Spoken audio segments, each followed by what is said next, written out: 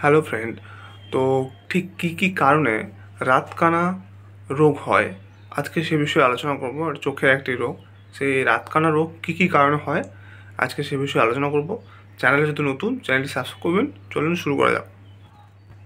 মূলত ভিটামিন এর অভাবে আমাদের রাতকানা রোগ হয়। কারণ হিসাবে ভিটামিন এ সমৃদ্ধ খাবার কম খাওয়া, এছাড়াও গর্ভবতী মায়ের ভিটামিন এ সমৃদ্ধ খাবার কম খাওয়ায় গর্ভস্থ যে শিশু, সেটা জন্ম হওয়ার পর রাতকানা রোগের সম্ভাবনা হতে পারে।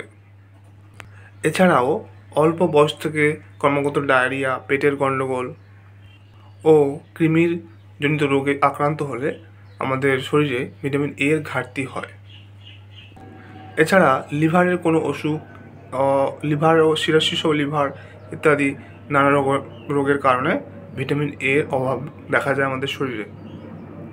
এছাড়া রেটিনার কিছু অসুখ যেমন রেটিনাইটিস, পিগমেন্টেশন ইত্যাদির কারণে রাতকানা রোগ হয়।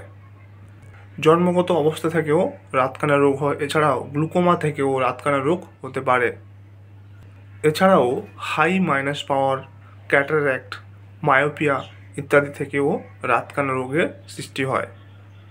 তো আজকে জানলেন ঠিক কী কী কারণে আমাদের রাতকানা রোগ হয়। তো এই সমস্ত কারণকে যদি আমরা ঠিকঠাক মেনটেন করি তাহলে এই রোগ থেকে রেহাই পেতে পারেন।